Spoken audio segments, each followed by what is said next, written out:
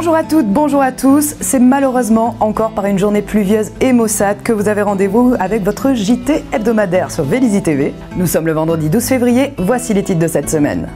Un peu de chaleur tout d'abord avec deux Véliziennes sportives qui s'apprêtent à relever un défi de taille. Direction ensuite la médiathèque avec la conférence « La romance, ce n'est pas du Kafka ». Nous reviendrons après sur le conseil municipal des jeunes. Puis place à leurs aînés avec le conseil municipal de février. Et enfin pour finir, nous vous dévoilerons les résultats de l'enquête PLU à laquelle vous avez participé. Vous connaissez déjà peut-être le rallye féminin Aïcha des Gazelles ou encore le 4L Trophy étudiant, deux raids mécaniques qui se déroulent dans le désert marocain. Mais peut-être connaissez-vous moins leur petite sœur Cap Femina. Ce n'est pas grave parce que nous avons rencontré deux Véliziennes qui souhaitent y participer pour l'édition 2016 d'octobre. On leur laisse le soin de vous le présenter.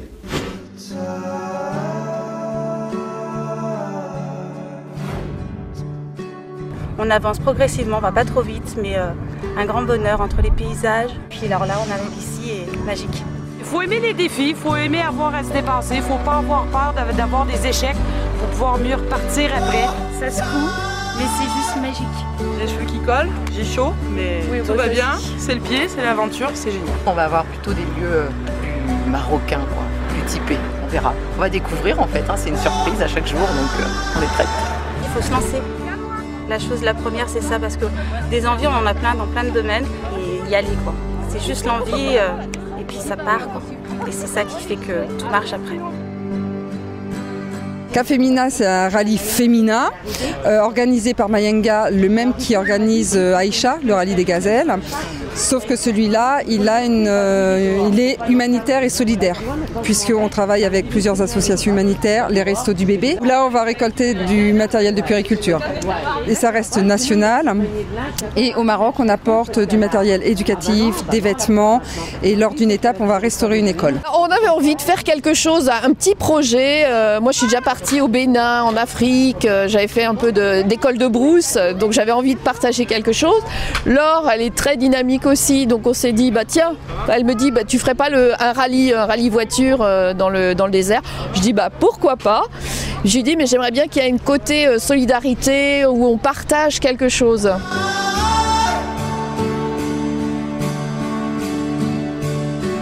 C'est une bonne aventure, une bonne expérience et ça apprend beaucoup de choses, surtout à une petite jeune comme moi. J'ai fait des choses que je ne croyais pas pouvoir faire. Et puis en fin de compte, on voit que voilà, en tant que femme, on peut se dépasser, quoi.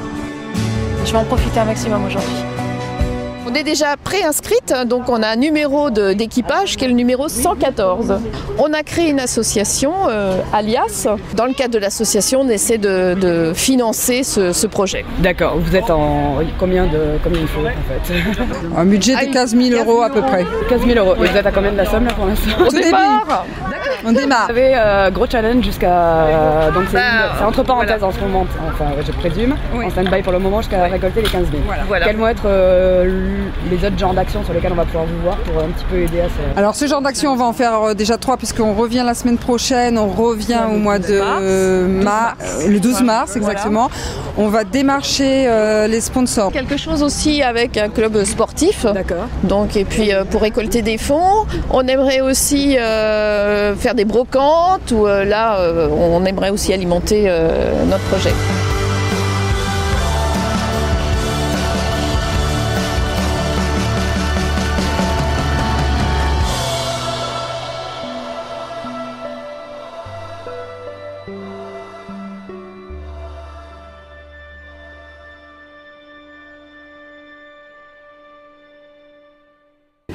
Non, Vélizienne, Vélizien, la romance n'est pas du Kafka. Tel était le titre de la conférence littéraire organisée samedi dernier par la médiathèque à l'occasion de son mois de février consacré à l'amour. L'animatrice de l'événement, Agnès Cobé, est venue redonner ses lettres de noblesse à ce genre mal considéré et mésestimé qu'est la romance. Un genre qui occupe chaque année le classement de tête des ventes mondiales, mais qui pourtant reste boudé par la presse littéraire ou les médias non féminins. Un livre, des pages qui se tournent, deux personnages principaux, une flèche de Cupidon et enfin la naissance d'une idylle. Voilà à quoi semble se résumer le genre littéraire de la romance. Dans la réalité, il se révèle pourtant moins sommaire que cela, tel qu'est venue le démontrer Agnès Cobé dans sa conférence « La romance, ce n'est pas du Kafka ». La plupart des gens ne savent pas exactement ce que recouvre ce terme, donc déjà ignorent qu'il y a une littérature de genre qui s'appelle la romance. Bon, tout le monde connaît le policier, tout le monde connaît le thriller, tout le monde connaît la science-fiction. Si on interroge quelqu'un, même qui n'est pas lecteur de policier, il sait de quoi il retourne.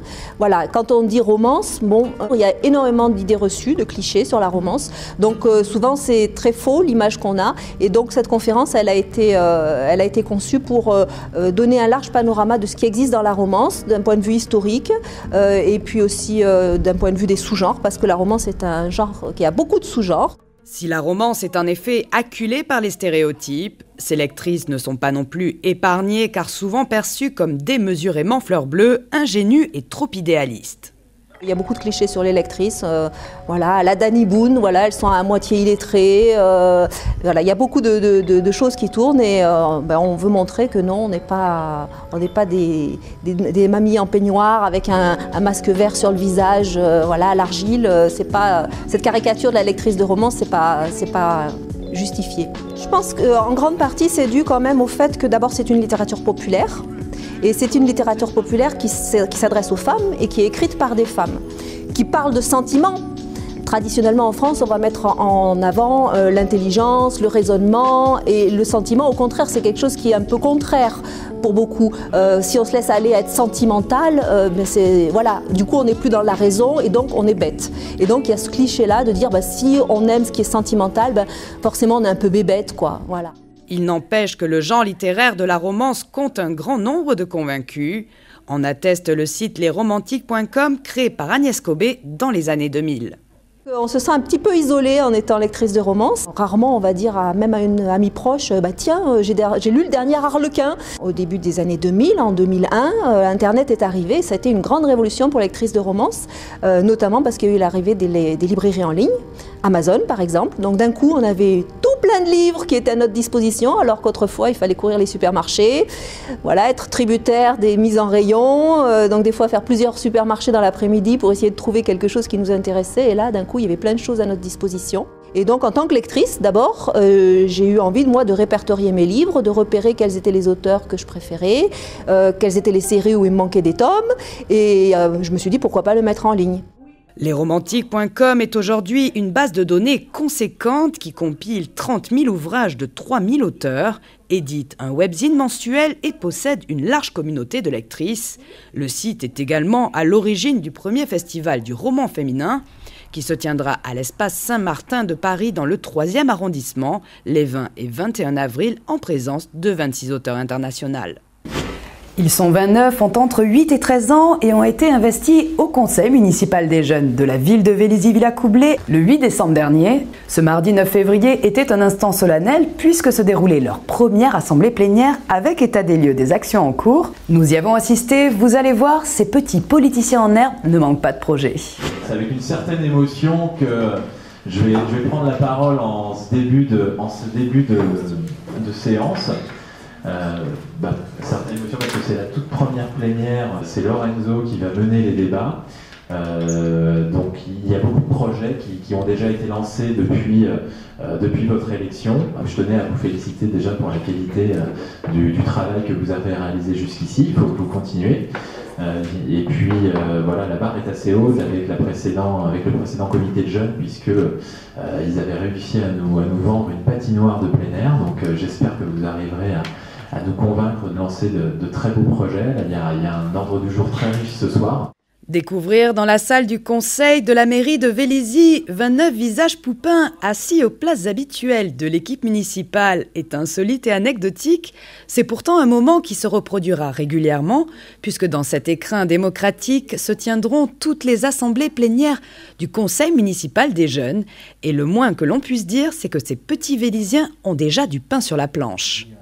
Quand j'ai été élu, j'étais super content, super heureux et c'est une grosse responsabilité, mais j'aime bien faire ça. Le conseil municipal des jeunes, il reprend les projets, les idées des jeunes de la ville, il les représente pour améliorer la ville du côté jeune. Et c'est aussi pour, par exemple, comme la commission humanitaire qui va permettre d'aider des personnes autres qui sont en difficulté. En effet, le conseil municipal est scindé en 4 commissions, humanitaires, médias, événements et loisirs. Du côté de l'humanitaire, une mission a déjà été conduite en faveur des démunis samedi dernier dans les quartiers du Mail et de Mozart. Nous faisons une collecte pour les Restos du Cœur et on se met à peu près à côté des portes de Carrefour et tout. On est en train de donner des papiers aux gens pour qu'ils aillent faire leurs courses et qu'ils mettent à manger dans le carton. On a déjà donné beaucoup de papiers. Ouais. En finalité, le conseil municipal des jeunes aura permis de récolter pour les Restos du Cœur 718 kg de nourriture et 2141 couches bébés. Une prochaine collecte sera lancée bientôt pour des fournitures scolaires. Petit tour maintenant vers la commission média qui a également mis en marche certaines actions. On va aller déjà à beaucoup de fêtes, donc comme la fête du printemps. Donc on va interroger par exemple les gens qui tiennent les stands ou les enfants ou les adultes pour savoir ce qu'ils en pensent. On a déjà fait la création des logos. On a travaillé aussi sur le règlement intérieur. On a appris que si on était au CMJ et qu'on faisait des choses, au conseil municipal des jeunes et que par exemple on n'était pas gentil avec les autres ou qu'on était vraiment très vulgaire ou des choses comme ça, et ben on pouvait être renvoyé du CMJ et on pouvait aussi démissionner. Côté commission événements, les petits conseillers municipaux ne sont également pas en reste. Là, on est en train de créer pour voir d'autres CMJ. Donc ça, je trouve ça assez bien pour voir les idées et améliorer encore plus la vie de nos idées qu'on n'aurait pas eues. Et on est aussi en train de faire un grand jeu dans toute la ville où ça pourrait être vraiment des jeux sportifs, de réflexion pour tous les âges. J'aime bien aussi dans la commission loisirs l'idée des enveloppes où on mettrait des places de cinéma, de jeux ou même des bons d'achat, parce que je trouve que c'est une bonne idée. Enfin, dans les projets à venir, Vélizy TV s'associera au conseil municipal des jeunes en devenant leur partenaire pour la création d'un DVD sur les institutions de la République française, un DVD réalisé par des jeunes pour des jeunes. Après l'absence du conseil municipal en janvier, adultes, je précise, les Vélysiens s'attendaient à ce que l'ordre du jour de ce mercredi 10 février soit conséquent, et il l'a été quelque part puisque 30 points ont été abordés, mais de façon efficace et sans véritable dissension du côté des chefs de file de l'opposition. Le fait d'avoir été calme, il y a deux bonnes raisons. La première, c'est que je suis un peu grippé, n'est-ce pas? Et la deuxième, c'est que l'ordre du jour ne s'y prêtait pas, puisqu'il y a une majorité de dossiers qui étaient des dossiers techniques et administratifs, et qu'il est de notre devoir de voter pour les dossiers qui vont dans l'intérêt général, et on le fait à chaque fois. Deux dossiers paraissaient plus compliqués, dont un qui a été retiré de l'ordre du jour, et ça je féliciterai mon ami, mon collègue Jean-Marc Siry, puisque c'est lui qui avait levé le lièvre en commission.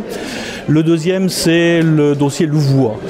Alors j'ai posé quelques questions à monsieur le maire ce soir et on s'aperçoit qu'on est dans un dossier hyper compliqué, mal ficelé, et ce qui est regrettable, c'est qu'on essaie de faire porter la responsabilité à un Vélysien qui ne fait que défendre ses intérêts face à un organisme assez puissant.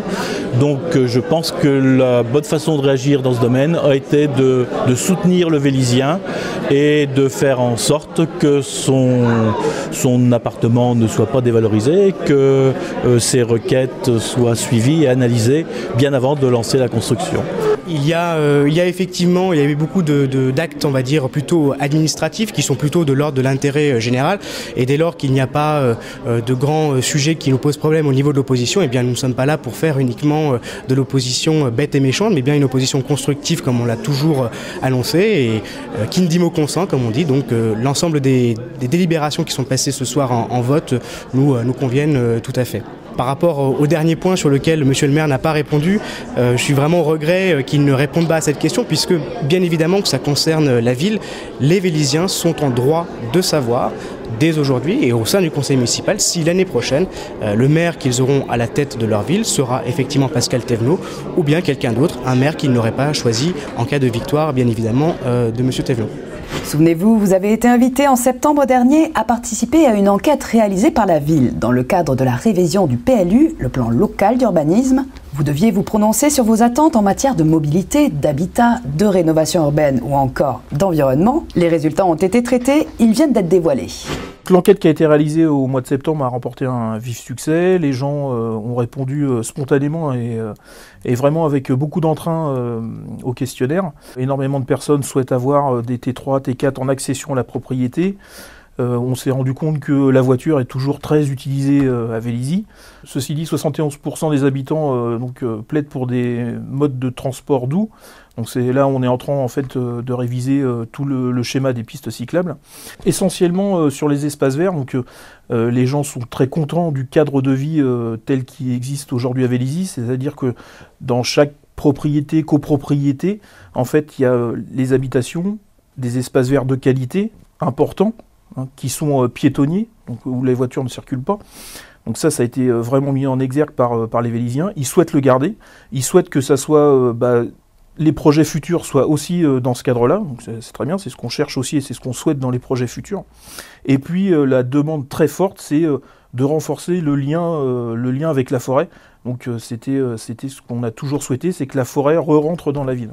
Et puis ce qui est apparu au travers de ce questionnaire, c'est que en fait, on se rend compte que les gens sont bien conscients qu'il y a une très grosse concentration d'emplois par rapport au nombre d'habitants.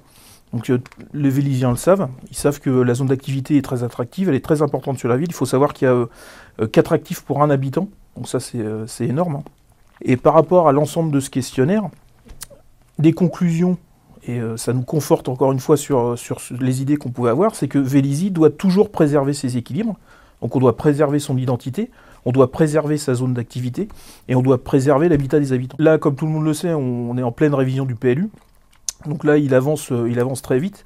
On a maintenant mis en place le PADD, donc c'est le projet d'aménagement et de développement durable du territoire, en fait du territoire de Vélizy, qui est quasiment finalisé au travers des diverses concertations qu'on a pu mener, questionnaires, forums lors du marché de Noël.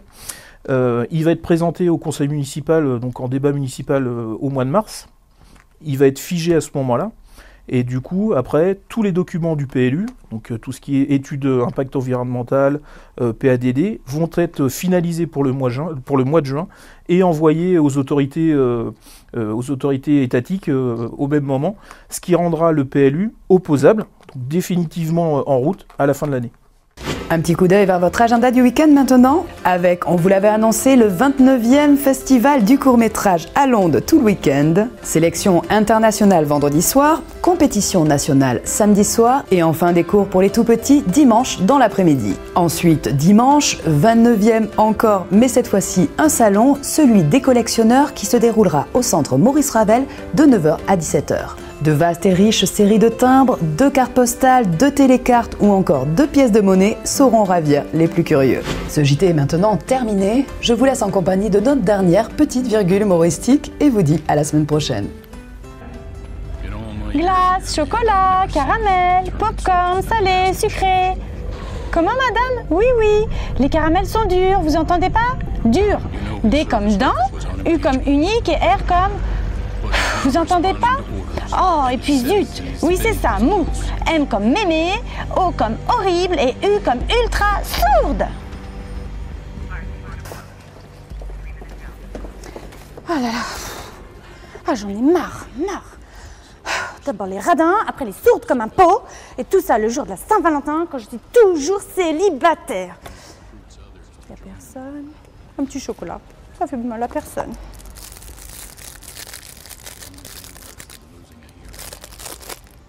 Vous allez rencontrer le grand amour. N'importe quoi. Oh! Quelqu'un a oublié sa pièce d'identité. Oh, il est trop beau. C'est lui le grand amour. Chouette. Oh.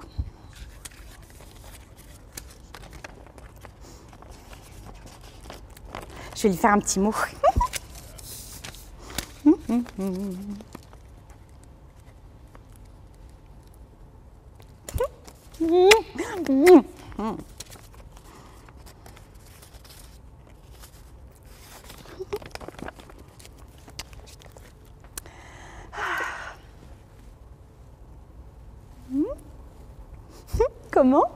Comment me remercier? Un petit resto?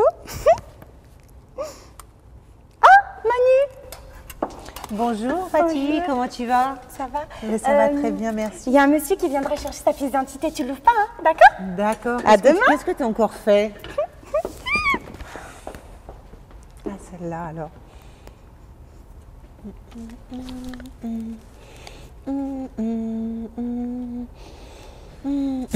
Bonjour madame, je viens récupérer ma pièce d'identité. Oui? On m'a laissé un message, je dois la récupérer ici. Ça doit être ça, monsieur, tenez. Merci.